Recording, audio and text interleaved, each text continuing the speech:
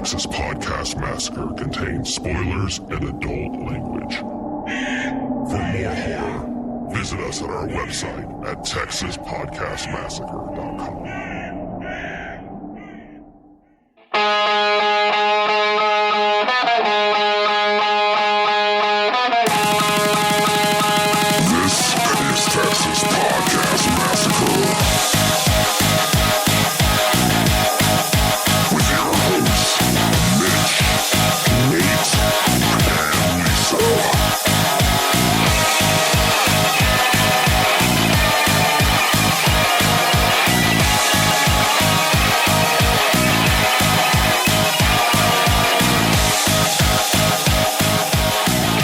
Welcome to another episode of Texas Podcast Massacre, coming to you from Houston, Texas.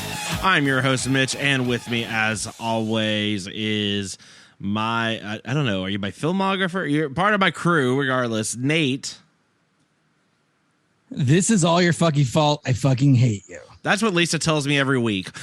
Speaking of, we also I tried to steal it. We also have our queen of unsuspecting victims, Lisa.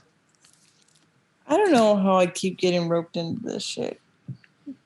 Yeah, I don't either. This one wasn't even originally part of the... Yeah. You told me I had to watch this movie. Well, this one wasn't even part of the original schedule. This was just a movie that I wanted to see. And Lisa, being, you know, the supporting partner that she is, agreed. And now she has to talk about it. So thank you. This is a gift for everyone, not just me. Welcome to another episode of Texas Podcast Massacre, where each week we take a look at a different horror movie and debate a horror-related topic with our unsuspecting victim, who's usually someone we would not consider a horror fan. This week, look, Nate, you may have left us. I left Texas just in time. But we're still bringing it to you from Houston with this week's movie of the week, X. Which is, friend of the show, Ty West's new film. I'm sure he's a friend of the show. I mean, I haven't asked him personally, but I've got to assume. Now, before the episode, you guys are saying that you just had your anniversary. That's right. Was this like the date night movie for the anniversary? No. Please say yes. I don't go that far. There's kind of certain days you just know it's like, okay, I won't put a horror movie in the lineup for this particular day, and it's like, and this is really one of them. There's not many, but the anniversary is usually one of them. Okay, so there's kind of like it's basically anniversary and birthday. That's usually about. I mean, that's it. Because like Christmas, you're still getting like Krampus or something, but you know. Get like an off. Did she get like an off, like a floating holiday? Like she gets like Arbor Day or something? Like what? Is there some sort of schedule? Is there a calendar? Now I'm very intrigued. Not one that she's aware of. She never knows which holiday she's getting off at any given time. Honestly, and in my defense, Krampus is not my fault. That is from her cousin who loves that movie. They believe that her cousin believes that in your defense, nothing. Believes that's the greatest Christmas movie of all time. I don't disagree. I'm just saying I'm not the one that keeps putting that up. Lisa, thoughts about Krampus? Oh boy. I do. So anyway, I do love that rewatching Parks and Rec, and you know, seeing Adam Scott and being like, just remembering him from Krampus, it just puts a smile on my heart. Yeah, so we're doing this X. Nate, I don't know, you know, I had seen the trailer and it looked interesting, and then I saw there was A24 and I got less interested. What? How dare you? I think everyone is very clear where I am, where the divide is in this show about A24. To me, more misses than hits, but I mean, at this point, they're it's like what? It's them and the Blumhouse. I mean, that's the only one putting out horror movies at this point. You got like an old school like Lionsgate. Oh, are they still putting out movies? Still cranking. Oh yeah, they're still cranking out stuff for sure. Well, there you go. But yeah, it's I mean, there's big studios and stuff. But yeah, A24. I mean, I don't know. For me, A24 is just money almost every time. So I can't. Well, it's like, oh, A24. Okay, yeah, I'll go see that. Well, we'll find out. I am excited to hear Lisa's thoughts. I just remember we got the movie. We finished the movie, and the only thing Lisa said to me was, "Is Nate going to watch this movie?" And I said, "We can make him." And that is how this movie became this week's episode. This is my first movie seeing in the Portland area. So. How were the theaters in Portland? I'm back to Regal. I'm back to Regal Cinemas now. No more AMC for me. So it's good because they have Pepsi instead of Coke. So I was like, all right. Oh well, I could get into this, no problem. That's God's country right there. I that's the only non-Southern thing I agree with you is the Pepsi greater than Coke. Let us know your Pepsi/Coke preference at TXPod Massacre. Mr. Pibb or death. Oh, yeah. I don't know. Dr. Pepper is a big thing in Texas. It's huge. It's surprising. I look just like that's like this movie or any horror movie. If it's a doctor and they don't show you their credentials, run. There is no difference between the Dr. Pepper and the crazy German doctor that sews people together in Human Centipede. Probably same school of medicine. That being said, we've got a lot to talk about with this episode, but as always, let's get into a little debate question. Bid our father, the Sea King, rise from the depths full foul in his fury. Black waves teeming with salt foam to smother this young mouth with pungent slime. I mean, not the debate question I think we have planned, but Nate, what is the name of the medical school that Dr. Pepper and the doctor from Human Centipede attended? Probably Schadenfreude University or something.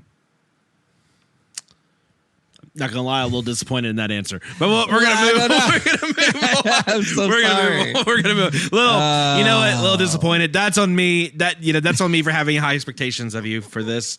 We're gonna move right along. Jesus, sorry. We're gonna move right along. All right. So look, this movie, Mia Goth, does an awesome job in terms of playing two different roles, which I don't think is really a spoiler at this point. Also, we're going just straight into spoilers in this, so if you haven't seen this movie, go see it. Yeah, go see it. It's getting good. It's getting good reviews. Yeah. Now, to be fair, I didn't realize that she was doing multiple roles, which is kind of a good, a good indicator you're doing a very good job of not being too blatant about it. I'm just curious though, what other movies do you think have there been really good performances where someone has played multiple roles in a film that you didn't even realize they did? And Nate, I'll kick it off to you first. I'll let you go first if you'd like. Well, mine isn't necessarily you didn't realize what. Oh, that's sure. That they were doing it, but it was incredible. Future episode Possession. It's in the Naterian collection. Probably my favorite Blu-ray I own. But Isabelle Adjani plays Anna, who is one of the worst mothers in film history. And then she also plays a teacher who looks exactly like her, who's like the exact opposite, who is like super attentive and calm and like a calming presence for the son and the other lady who just like leaves him alone all by himself. And it's just an incredible movie. Everyone go watch Possession. Unbelievable. But anyway, one lady is like super cool and nice and like acts like nothing is wrong, and the other one goes absolutely insane and like I don't want to spoil it, but she goes crazy and hides things and there's murders and it's good times. So all right, Lisa, is that one up on your list? Possession, right? It's Polish from 1981, if that helps you any. Nope. Nate, I feel like you keep talking after you've made the sale, and then you end up losing the sale. Oh, by the way, did I mention that the tires are bald? Did I mention that? I don't know if I. Oh man. I have a backup one. Well, why don't you wait and let other people get there? Okay, and here's 8 answers. And it's like, okay, cool. Here's the other 2 remaining movies we didn't talk about. Lisa, I'm curious. Do you have one? What's your pick? And I realize it's likely maybe not going to be a horror movie, but although if it is, I'll be super impressed.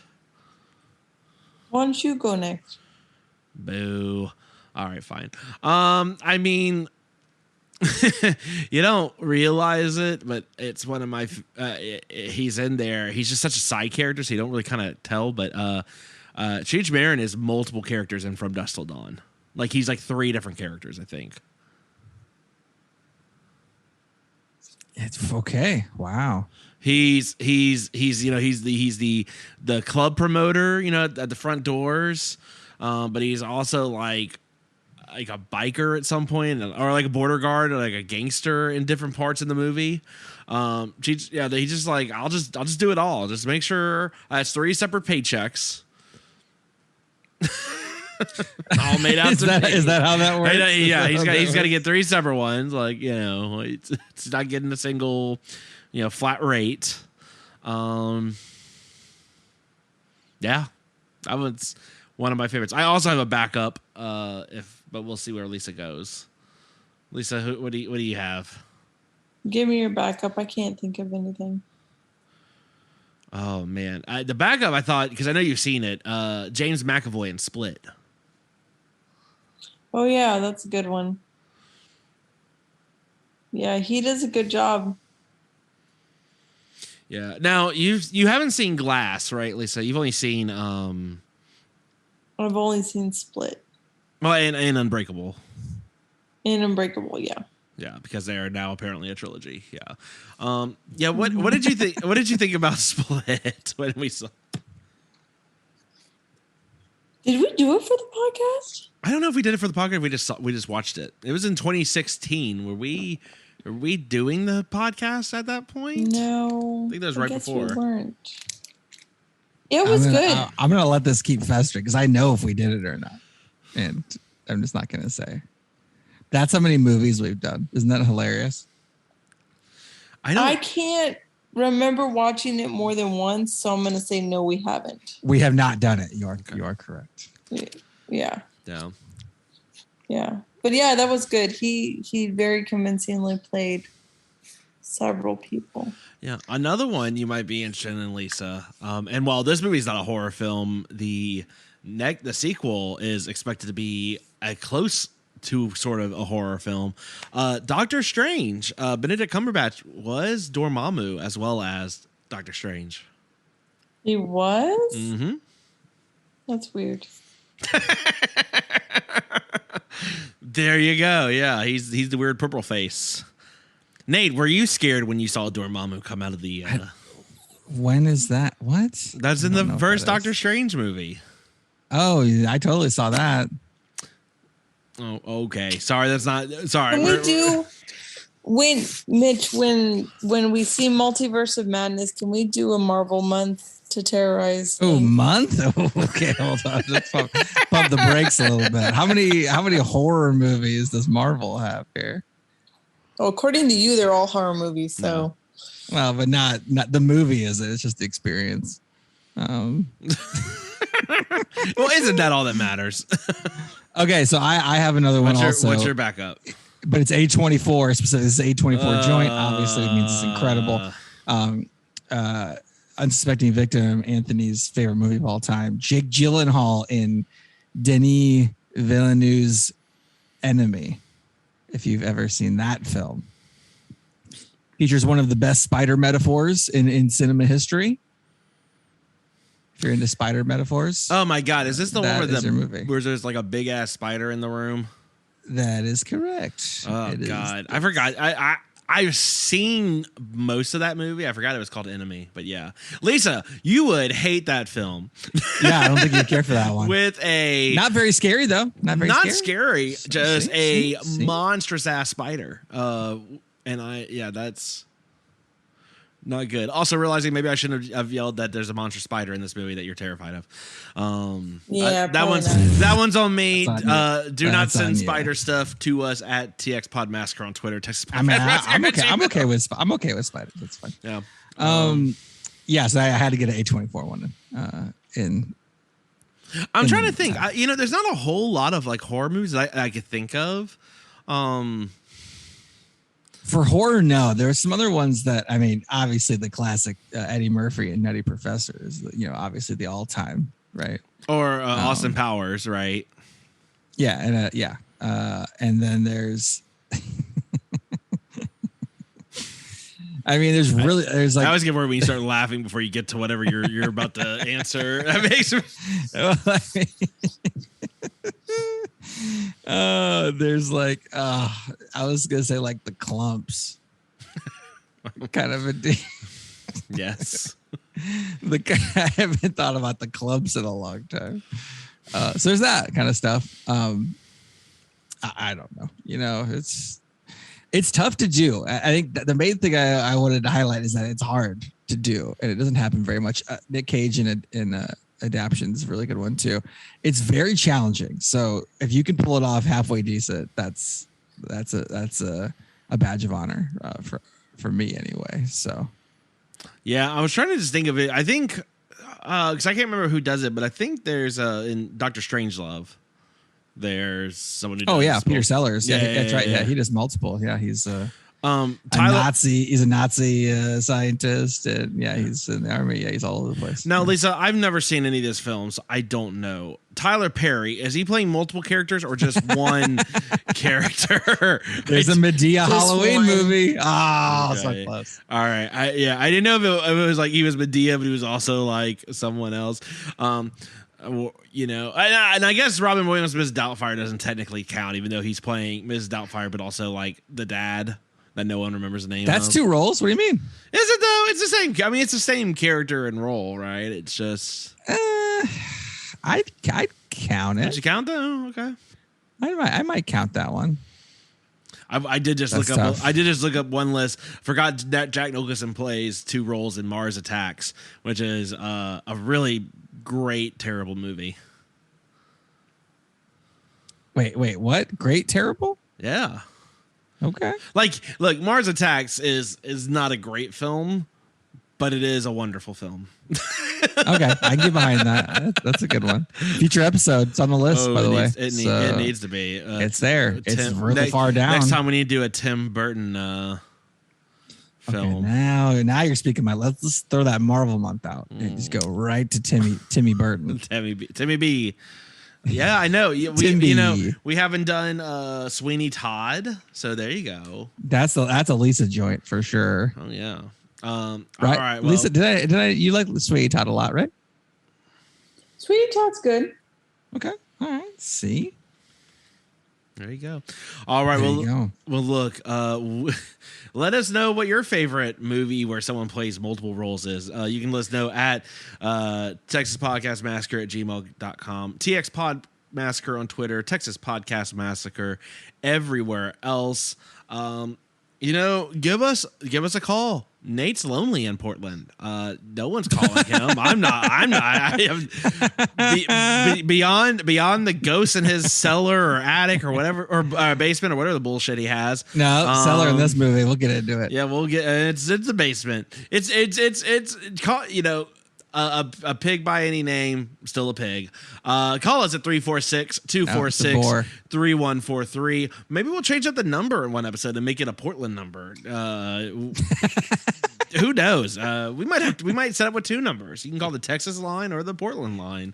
I don't know. We'll see. A program to just call some random person in the Portland area and you just tell them, hey man, I want you to do Human Centipede, and they just go, what is happening? I feel like maybe, I mean, I don't know much. I feel like maybe you'd get more likelihood you'd get like someone who'd want to talk to you about it in Portland. I don't feel like in Texas you'd get anyone who's stick on the phone with you. But maybe, I don't know. All I know is I don't know. We're friendlier over here, so maybe I don't know. I just don't know. But call the number, find out what happens. Yeah, I don't know. Yeah, and again, always a chance that I accidentally answer it before you get to the voicemail, and you just get to talk to me like live. I don't know who wants to do that, but there is a not do it. There is a not zero chance that in fact occurs. Do it. That sounds great. All right. Well, that said, look, we're gonna get into this week's movie of the week, X. Farmer's daughter, take one.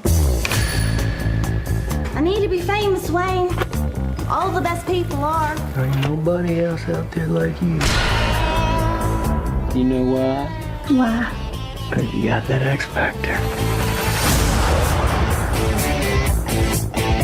Our days of struggling may soon be over. Hollywood, here we go. So this is it. Our own studio backlot. You're looking for a place to stay. Oh, yes, sir. That's one ugly son bitch. And my wife, Pearl, is next door, so I would appreciate a little discretion.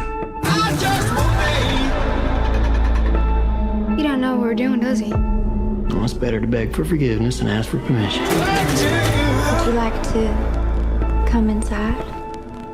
Much obliged. I want to be in the movie. Well, you can't. The story can't just change midway through. If Daddy catches us, there's no telling what he might do. My wife is not well.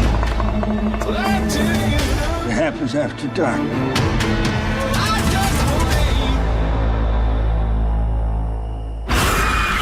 Maxine?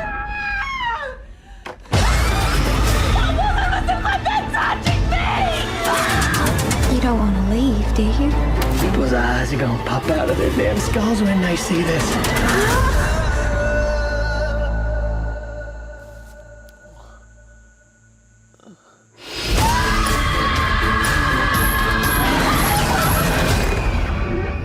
What? Are you all right? No.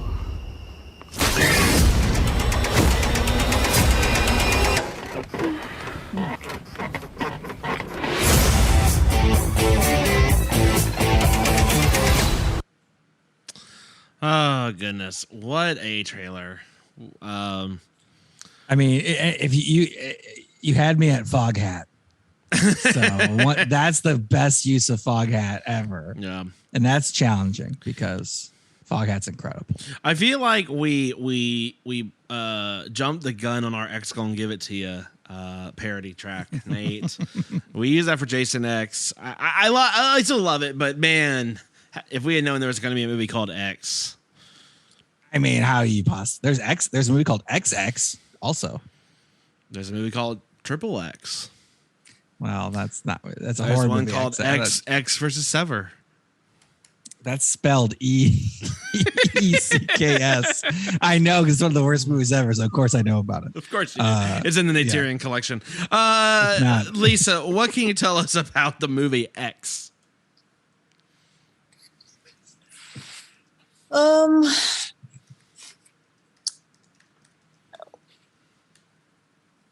It's a movie about people trying to make an X-rated film, and because they're cheap, they end up getting more than they bargained for.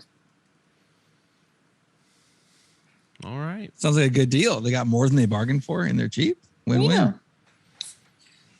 That's the dream with these independent films, right? And I mean, you got to throw out. I mean, this is a Texas through and through movie. Also, this is a Texas special right here. Is it? Yeah.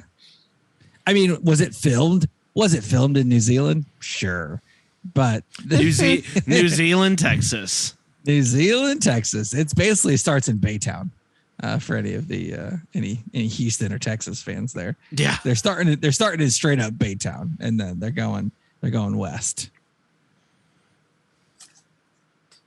So yeah, I don't know. It's Texas. It's supposed to take place in Texas. The accents are Texas. It's supposed to take place in Houston specifically. So yeah, it's great. Yeah, it did say Houston on the screen. Right in our right in our backyard. Well, ours now, not yours, Nate, because you abandoned us. But the point being, no, it's an interesting film. What can you tell us about X? I got a lot on this one. X came out 2 weeks ago.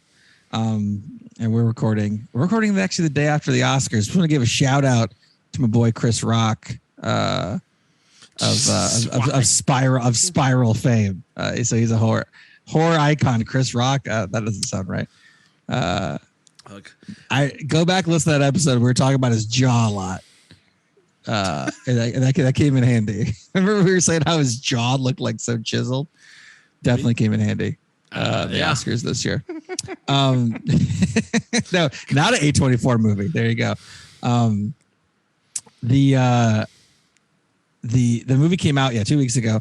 So this is directed by Ty West. Ty West, who directed and really kind of came out after his two incredible movies in 2009.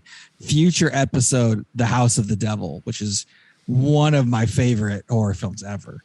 And Cabin Fever 2, Spring Fever. So that his 2009 was incredible, Mitch. Yeah. Both the same quality of movie too, which is surprising. Not really. He did The Sacrament, Innkeepers, and Future. And he has another future movie in the same universe as this. So that's pretty exciting as well. The there's so many people on this. Who do I go? We got Mia Goth. She's the main actress.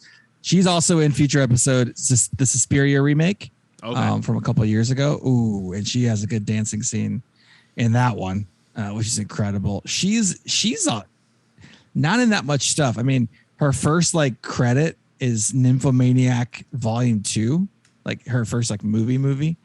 And then she was in A Cure for Wellness, which is a horror-ish movie, I would say. Then you got Suspiria. She's in the incredible A24 movie, High Life. Mm-hmm. And then she was in Emma with huge fan or favorite of the show, Anya Taylor-Joy. So yeah, she's all over the place. She's in this movie. She's also in a sequel called Pearl, where she will play herself playing the second character that she played in this movie, the old lady, and she will play her as a young woman, which I'm sure will be tons of shenanigans.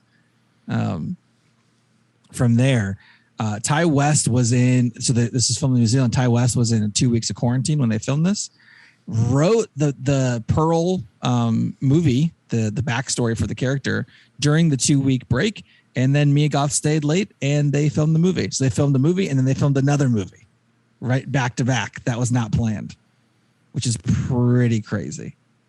I guess is this every third movie now has to be a Jenna Ortega joint? Because here we are. Previous episode, Scream from a couple weeks ago. She was in Studio 66 Wednesday, and she was in previous episode, Babysitter, Killer Queen, Mitch's favorite. So she's in this movie, and she'll probably be in 100 other movies by the time the year is over. We got Brittany Snow, which most people might remember from the Pitch Perfect movies, in this film as well. A little different type of character, I would say. She was in a horror film, Prom Night, the remake in the 2000s. In the 2000s, you had to remake every horror movie franchise, so she was in one of those. You got Kid Cudi in here. Kid Cudi getting into the acting. Didn't do a whole lot of acting. He did some acting before, but now he's in Don't Look Up, which is nominated for an Oscar. He's in this movie. He's in all kinds of stuff, and now he's going to be a lead in some films as well. So he's in Westworld, Bill and Ted. This guy's blowing up probably won't be getting any new albums from him anytime soon if you're a fan of his music. And I would be remiss if I didn't mention Martin Henderson, who plays Wayne in this one, who's the leader and producer of this adult movie that's getting filmed. Obviously, he was Noah in the first the U.S. remake of The Ring, so I had to throw that out for you, Mitch. Okay. Taglines: dying to show you a good time and one goddamn fucked up horror picture. That second one is an incredible tagline. So, and a direct quote from the movie. So there you go. And the film debuted in South by Southwest, which happens in Austin, Moore, Texas. There you go. All right, that's the movie. Yeah. So, I mean, first impressions. Lisa, I want to know what did you think of this movie? I want to know what you thought about this movie going into it, and what you thought of it after you got done watching it. So, I purposely didn't watch the trailer for this. I vaguely knew what it was about. It was definitely not what I expected. I expected pretty much another Texas Chainsaw Massacre. They go to film this movie. They stumble upon some sort of killers in the woods or wherever the hell they are, and they all die. I didn't expect it to have this whole story with the landowners and all that stuff. So that was interesting, to say the least. Yeah, it was a crazy movie.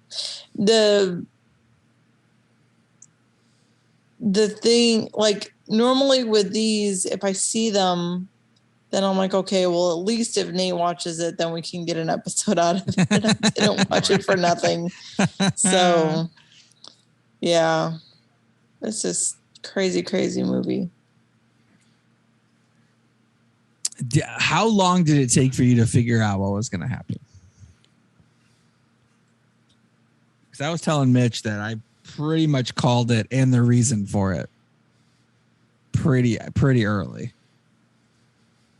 Figure out that Pearl was going to happen, or what? Yeah. I don't remember. I knew I had a feeling about her really early on. So I mean, I wasn't all that shocked when she killed the first guy. But yeah, it was crazy. Like, even the kills in this were crazy. The pitchfork, and I don't know. It was just nuts. The alligator. Oh, I know pretty much giving away the whole movie, but I know Mitch was, when I saw an alligator, I go, oh, Mitch is gonna like this. Mitch is gonna like this, and it was not disappointing. No. It was Chekhov's alligator, and you knew the alligator was gonna get a kill it, and it did, and it was very good. So yeah, that alligator swimming very slowly behind her. Mm-hmm. Oh, when man, the first girl, when she's swimming, I was like, get out of the friggin' water. Multiple angles. Ooh, it was good. It was good. Yep. Yeah, it was.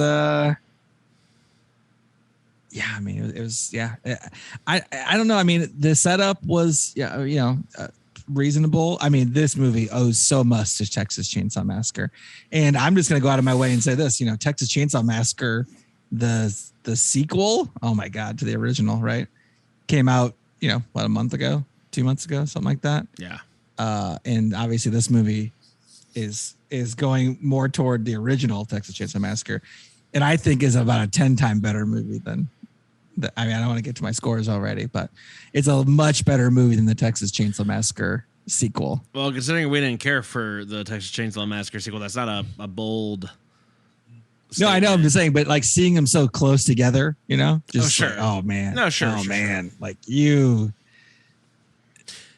this is the movie that they should have made, like kind of more like this, right? Than what they ended up making, which was bad.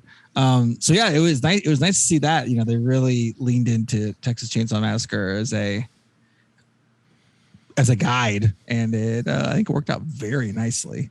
Soundtrack, some great 70s stuff. You heard Foghat. I mean, what else do you need at that point? Foghat, it's money.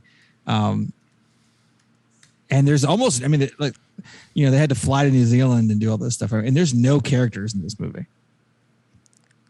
Right? There's Maxine, Lorraine, Bobby, Kid Cudi, Wayne, the director guy, and then the old man.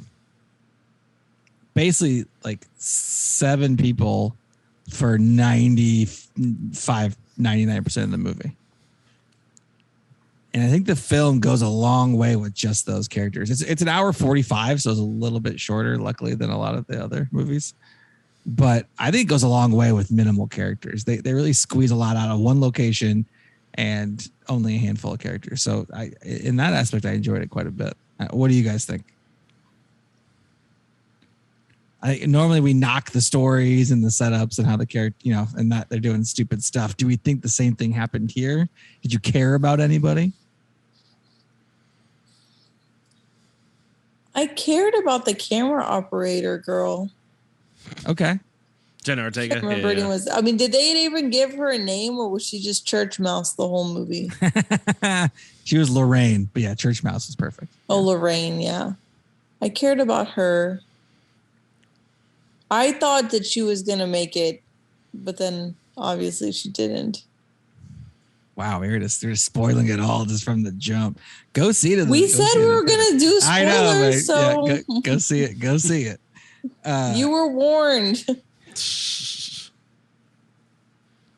You had a creepy Texas preacher guy on in the background of the on the TV and the whole time. I don't know. I mean, you said you called it early on. I mean, I called it almost. I don't know. I called that. Obviously, the old couple there were up to no good, but I could not have possibly called the why they were that way. I would have given more that it was more on the religion side, because you had that preacher guy talking a whole bunch for so much of it. So I'd assumed that the whole religion aspect was going to come into place, and well, yeah. So no, I didn't think that. I thought it was going to be more like, oh, you sinners type of thing, right? And it didn't. So maybe it was just a red herring. So, well, no, it was, and this is one of the things I liked about the movie. So it was like that kind of stuff when people like are looking down on someone who's like, you know, living, you know, in a different way than them. A lot of times they want to do that, but then they feel guilty because of all the stuff that they've learned, right, or been told. Mm-hmm. And so they're like jealous, and then, you know, then you can't have it. And then you lean back on all the things you heard, right? Which happened at the end of this movie, about like against them, you know, saying all this stuff. Right. So even though you want to do it and you're like repressing yourself, because of what you think you're supposed to do, but you see that and you're like, oh man, that's so awesome. And then they're like, nope, you're old. And she's like, all right, fine. They'll murder you. Like, yep.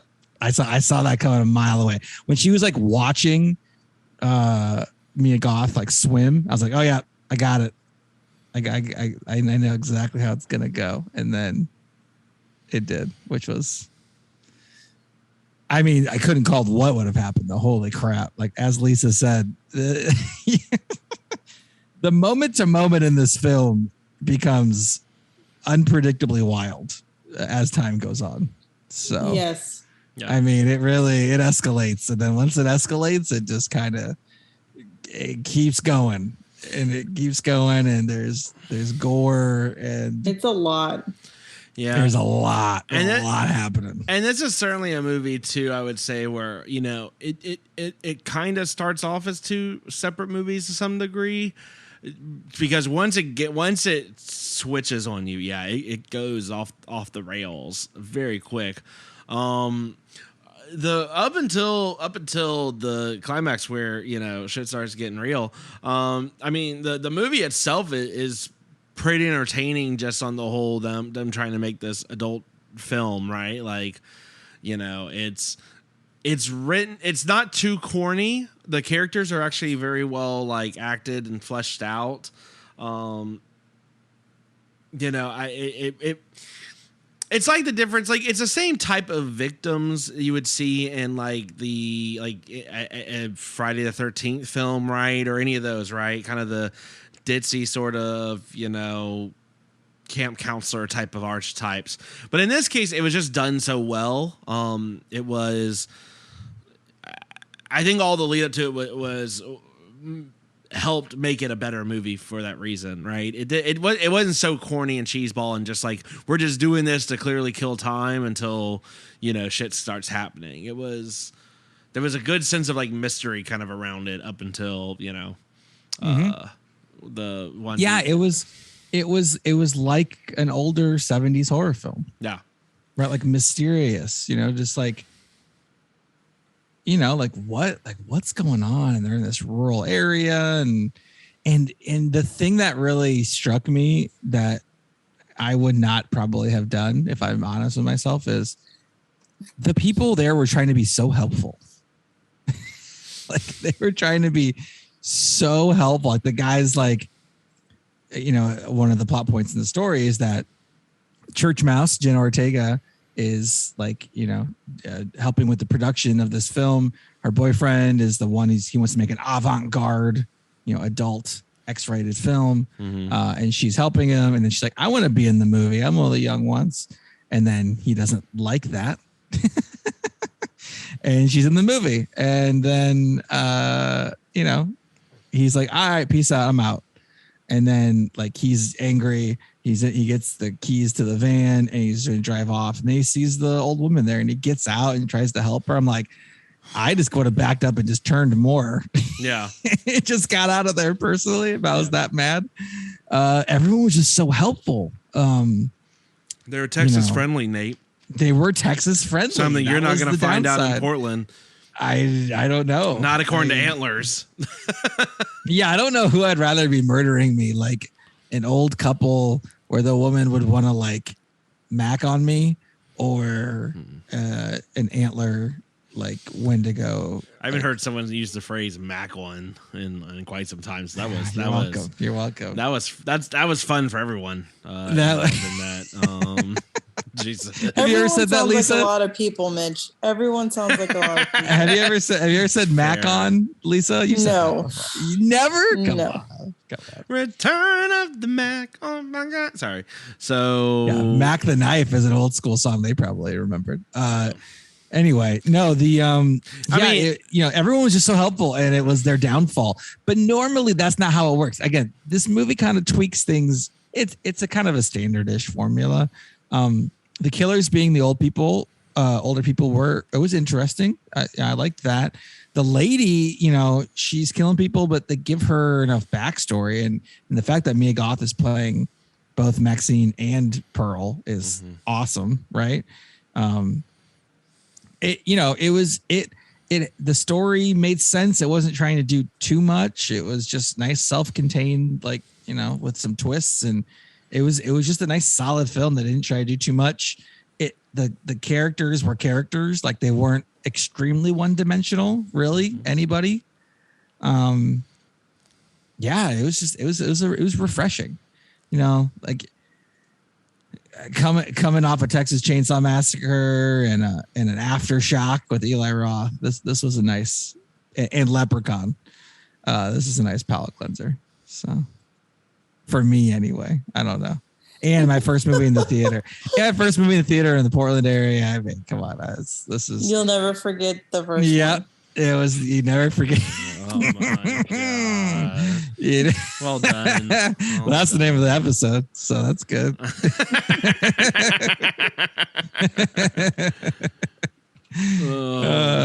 Nice. Yeah. So yeah, I don't know. I don't have anything really like negative to say about the movie at all. I was trying to think, you know, it was like, what are some of the downsides? I mean, it was just overall pretty solid. A couple of the times I was like, all right, you're being a little ridiculous with your helping. You're going a little over the top, but at least it was in a helping way, not like in a selfish, selfish 80s jock, stupid thing. And then they get murdered, right? Everyone was trying to be helpful. So at least it was a little different there. I'm not walking into any barns with no lights in a place that is not mine. So, I mean, that's just not happening. Or looking through holes in doors. Why? No door holes for me either. Nope, none of those. Yeah. But, there's that. It's a horror. I'll give it a little bit of leeway just because that's kind of a standard horror thing. But everything around that was different. And Jenna Ortega's death was incredible. And Pearl breaking her hip was incredible. There was a lot of stuff going on. Do we want to get into the actual story? Maybe in a more of a sequential order? No? Okay. So they're here. They're filming an adult film. They didn't tell the people, obviously, that they were going to do that.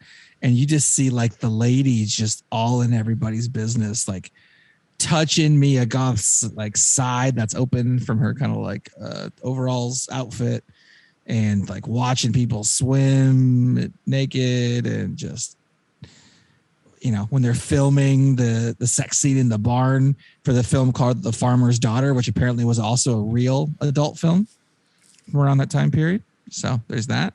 If you want to catch that at your local, the back section of the local Blockbuster, you could do that. And she's watching that, and you're just like, this lady, an old lady was the creeper. Is definitely not a normal. That was refreshing. That was that was different. Again, it's just different enough, pivoting things enough where it's like, oh yeah, this is kind of cool. I will say, so, eventually she loses it, I guess, because she realizes none of these people are going to sleep with her. So she starts just brutally murdering everybody. And her like attempts were just like, she's got no game. She tried. She's been out of the game for a while. She was just like, she tried. Here, let me do it like a vocal impersonation of what her pickup attempt was like. That was the equivalent of what it must have been like for her to just kind of like. But I did try feel to kiss sad. Your neck, like, oh god. I did feel a little sad. She just wanted to be with her husband. Her poor husband's like, I think I might die if we have sex. You. If we have sex, my heart might explode. I might die. Yeah. They managed to anyway, eventually, after a bunch of people have died. That was a scene and a half. She's got blood all over her. And so does he, because he shot Kid Cudi. But then it's kind of sad. Because she's like, I don't need them anymore. I've got you back. Like we're good. We're together again. That lasted and then just 5 seconds. All hell breaks loose.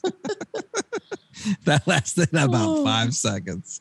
Well, it's easy to say that when they've still got a naked man chained to their basement or cellar. Well, that guy was dead. That guy was dead. That guy was dead though. But it's not. No, it's some other guy that wasn't even part of these people's. Yeah. Yeah, it was a separate dude. Yeah, so this was not the first time they had lured people there.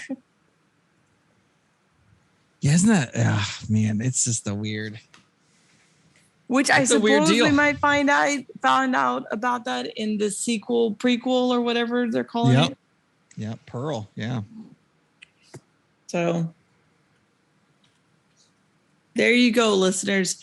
So Lisa, but did you like it? So it sounds like you were liking the characters. It was a little gory. Okay. But did you like it? It was. I'm trying to think whether I would say it's unsuspecting victim friendly or not. There's obviously a lot of nudity.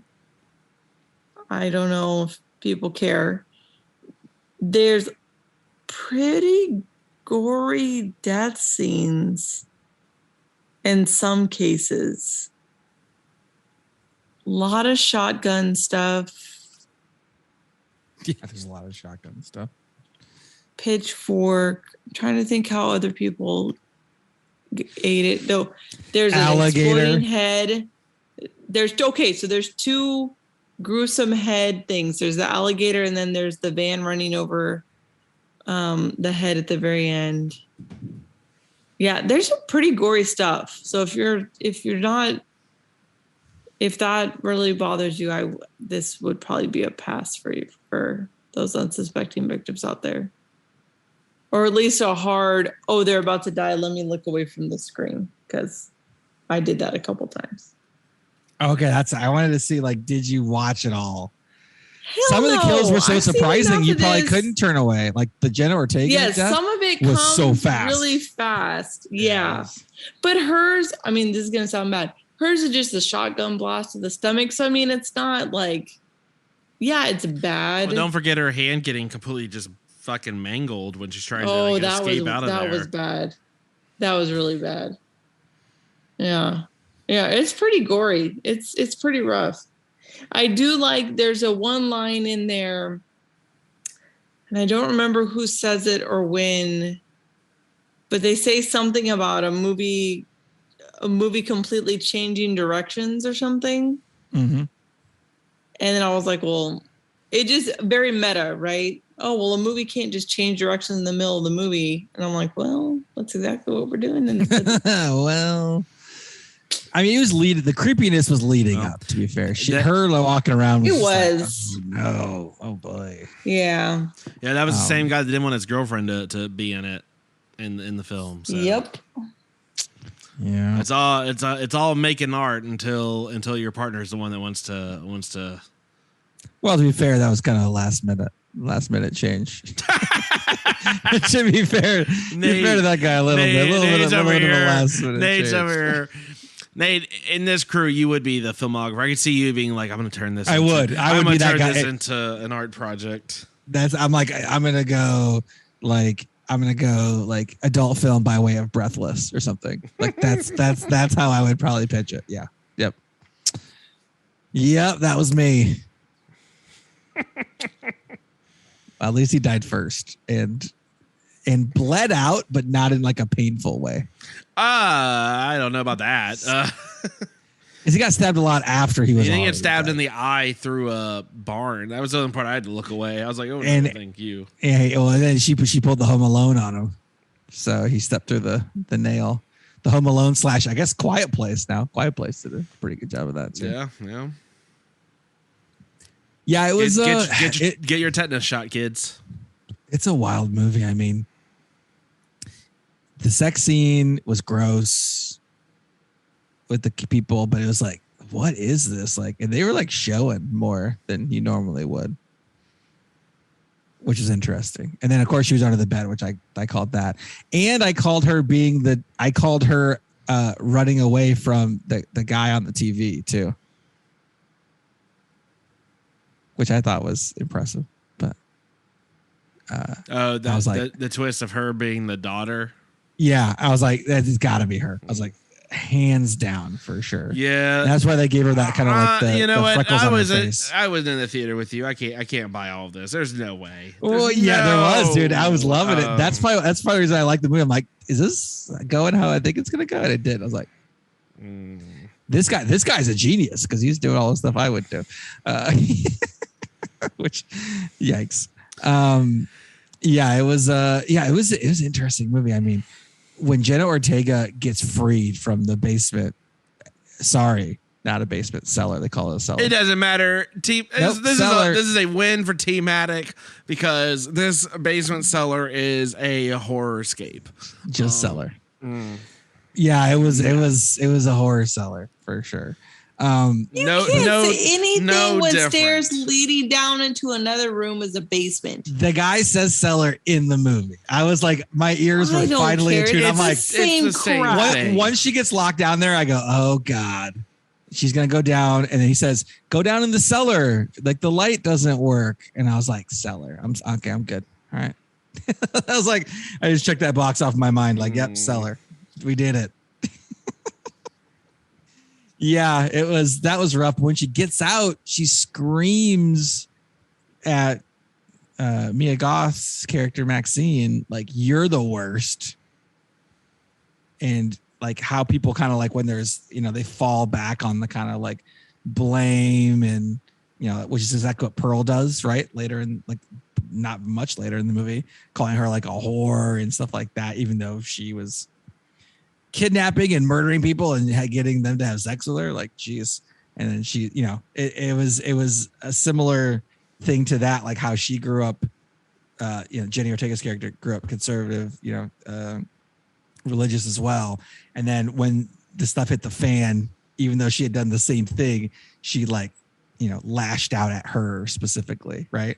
It was a nice kind of like both of them doing the same thing, showing how that impacts you. I thought that was really cool. Am I looking too far into this movie?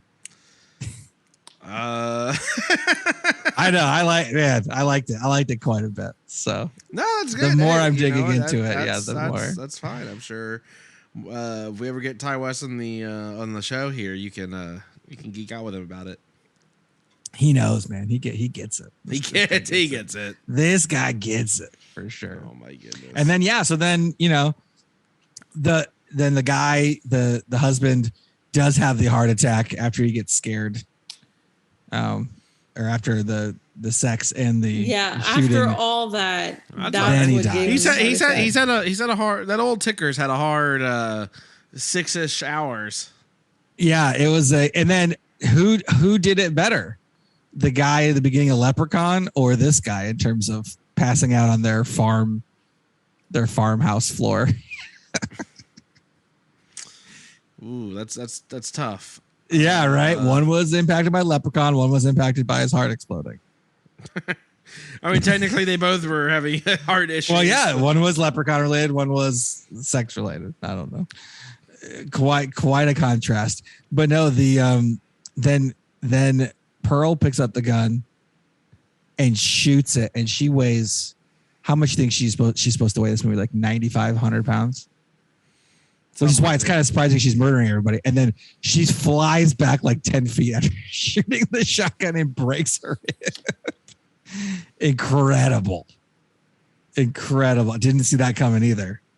And it was so fast, just like the shotgun kill. And it was like, holy shit, this is for real. That was awesome. I don't know. What do you think about the end? And then her head gets run over. Yeah, that was that little gruesome. detail. I did not call that. I thought she was going to leave her, Mitch. So I did not call that part to make you feel better. No, that's the first time in a horror movie I'm like, just finish the job. Just why are you half-assing it? Make sure they're done. And then she just drove off into the sunset. It was like Texas Chainsaw Massacre, but she was in control. Yeah. Super cool. Yeah, I love this so much. Yeah. So Lisa is all for so Halloween Ends is coming out, right? In October. So your plan not as excited about it. But I'm saying, but your plan is you've now like this is like she did it. This lady Maxine did it right. When Michael Myers inevitably falls down, you get a car and you run over his head, right? That's now your go-to move? I mean, do something. They were just like, oh, he's definitely dead. I'm like, no, he's not. Well, if he's dead, running over with it, He's been around for 60 years. Figure it out. But that's what I'm saying. Like, if they're already dead, might as well run over their head. What's the big deal? And it rhymes. So, I mean, can't go wrong. I don't know. I loved it. I was like, yeah, that's what you're supposed to do. You're supposed to run over the person. It's over and you just peace out. I liked it. I don't know. Right. It was good. Well, I mean, speaking of running it over and just piecing out, let's get into the final cut. Final cut. I mean, Nate, I think we all know where you're at. So why don't you kick us off? This movie's good. This is gonna be in my top 10 at the end of the year. I don't think it's even for horror movies. I don't know about all movies, but and I'd be remiss, Mitch, if I didn't say for Doppelgangers, A24's newest movie coming out this week, Everything All at Once with Michelle Yeoh. Looks incredible. So Yeah, I do want to see that. You're welcome, Mitch. You can't escape. A24 wins every time. And don't forget, beyond that, it's Men. And Men, which was a great trailer. Too. Great trailer. No, that's a big no. Go back to the Everything All at Once. Jamie Lee Curtis. Why can't I remember? Also. Yeah, Jamie Lee Curtis is in it also. So. Mm-hmm. Yep. So anyway, awesome. So yeah, but no, this is the perfect mixture. This one, A24 stuff. You got your Green Knights, a little more allegorical, right? You got some of the other ones that like maybe people think are kind of boring-ish or like too abstract. This movie is not that. It's more on the action, more on the horror, but it's got a little smartness about it, which I really like. So I'm gonna give it 8 out of 10 Gator rolls. 8 out of 10. It was real good. Real good. I thought you were going to go higher. All right. I don't know. I have to watch it, 2 to 3 more times when I get it on Blu-ray. So after that, I will. Okay. Okay. But no, I enjoy it quite a bit. It was good. In terms of horror movies coming out in the last couple of years, I mean, this one definitely holds its own. So yeah, I mean, awesome. I don't know. It was quite good. All right. And I wasn't expecting anything. I hadn't seen that trailer that you play. I mean, I hadn't done anything. So that probably helped me also. Okay. Lisa, where are you at with it then? It was good. Will I ever watch it again? No. But I'll probably see the prequel, sequel, whatever the hell it is. It's coming out toward the end of the year. Oh, already? Oh, yeah. I guess they already filmed it. It was filmed the same time. Well. Yeah. So it was good. It was something totally different, which was refreshing.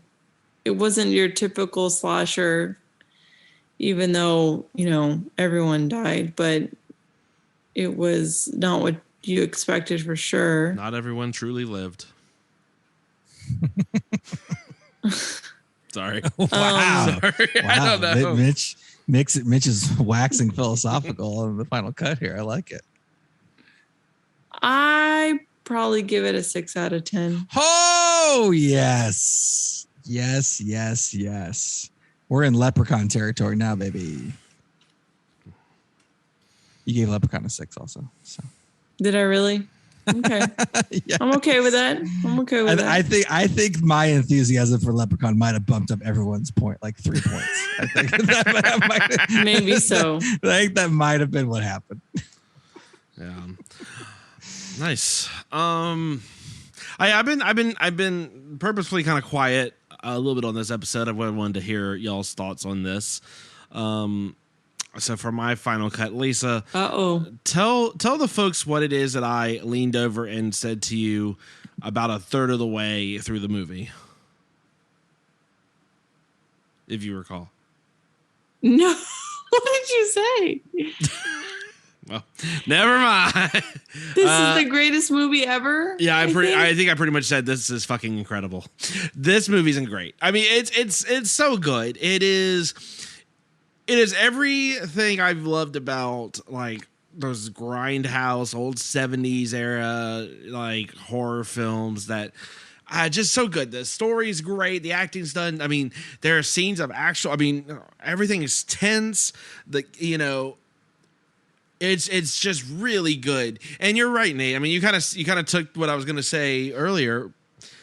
This is coming off the heels of watching a super lackluster Texas Chainsaw Massacre. This is this is what it should have been if we were going to redo Texas Chainsaw Massacre, right? I mean, this is so well done, so well thought out. I wanted to watch it again immediately. I still want to just keep going to the theater and watching it. And I've said before, a mark for a really great movie for me is the fact that if I want to watch it multiple times. I'm giving this movie 9 man, I'm gonna give this easily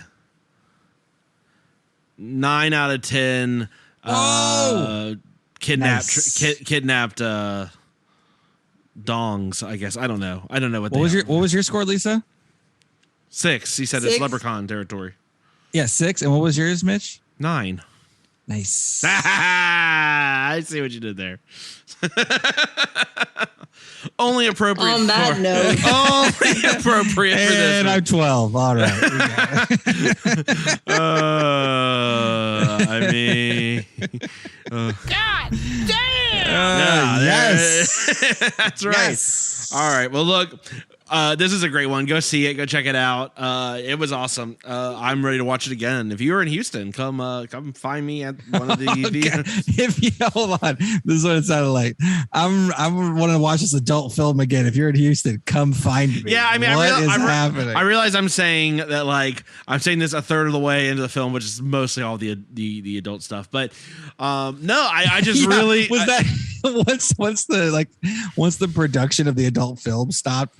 Like you're just like you oh no, like, no, I'm not feeling this movie anymore. I loved everything about it. I love the what the fuckness of the whole thing. Like particularly, it was so good because, like I said, it's not that I didn't anticipate some of the things happening or that they didn't happen. This is a movie made by someone who really loves horror films and understands horror films and isn't trying to make some like weird existential message behind it, right? Like this is someone who just really understands and loves the genre, right? Yeah. It was a balance though too. I mean, you're talking about like if you don't live the life that you want and you kind of repress yourself, right? Like these things come out, right? It was saying a little bit, right? It balanced it just so nicely. Yeah, it wasn't all about that. You clearly had. Yeah, you could have some. You can take away whatever you kind of wanted from it. I mean, even if you like, Nate clearly had like what seems like the amount of religious experience over this whole messaging. I didn't catch all of that, but I enjoyed it just on the surface what it is. And I think that's where horror movies are effective, right? If you can enjoy it at different levels. And it's all good, right? Like you don't have like for some of the movies that we talk about, like Hereditary or Midsommar, some of those, those Babadook, right? Some of them, it's like if you don't really catch the message, it can hinder your enjoyment of the film. This one's not that way. Like I think if you can get a deeper meaning out of it, cool. And you'll enjoy it more, but I think if it's just surface level enjoyment, it's still very good. So that's part of my high score for it. I loved it. Just so well done. All the characters were great. I was actively rooting for everyone. But also the death scenes and the kills were great too. So it's rare to find a movie where you're not just like, yeah, fuck all these guys. Exactly. That's why I liked it. I mean, but it wasn't like too long of a buildup, right? I mean, the buildup took its time, but then it paid off. Didn't feel like it wasn't going anywhere. Yeah. Right. It had, man, it was, I guess maybe what is so good about this one is that the pacing was so good. Yeah. Like maybe that's what we've missed in some of these other films. Maybe that's what I was getting was like the pacing was just so nice. Like everything worked. It kind of, things were clicking. You were getting the backstory, but it wasn't boring. The story had like underlying themes, but it was still interesting and it wasn't like beating you over the head with it. Like I know you hate. It was just a nice, I don't know. Oh, so good. Go see this one. All right. Well, that's going to wrap it up for this week's episode. Nate, where can they find us? You can find us, as always, at TX Pod Massacre on Twitter, Texas Podcast Massacre everywhere else. Give us a 5-star review on the podcast platform of your choice. We're not forcing you. You can do any of the podcasts you want. If we don't check those, just send us a message that you gave us a 5-star review. Let us know what movie it was. If you, again, want to request the film, please give us a 5-star review. As a backup, because look, we haven't got Human Centipede yet, and that is making me sad. So as a backup, if you call in 346-246-3143, The next person to call in and request the movie, no matter what it is, gets it on the list. I'm just throwing it out there. I'm calling. I'm calling in and leaving a Puppet Master request. Nope. Sorry. I'm gonna know it's. Can you do a Mia Goth? Can you be Pearl like the old lady? Can you do an let's old? Find out. If I guy? can call in and you can't tell it's me, then we absolutely get to do Puppet Master. We get to do 3 Puppet Masters in a row. That's what it should be. Wow, I'm backing out of this. So. I can't. I'm not going to. You did the cost benefit analysis. I did. And no. Yeah. But anyway, 346-246-3143. Let us know your movie and let us know what you think about X. Please go see X. It's very good. It is a smaller film. X gonna give it to you this time around for sure. Yeah. Well, I mean, that's not the title of the episode. The title of the episode is You Never Forget Your First One. Thanks, Lisa, for that one. So good. And then so that takes March is already done. Man, we're a quarter of the way through the year. Incredible. We have a couple interesting movies coming for April your way, including first ever April holiday movie. That's right. Oh my goodness! You are excited. Yep. Everyone's excited. Yep. And I believe that was also a 5-star request. So if you want a hint, go look at some of our recent reviews. All right. Well, from all of us here at Texas Podcast Massacre, thank you so much for tuning in, and just keep telling yourself it's only a movie. Good night.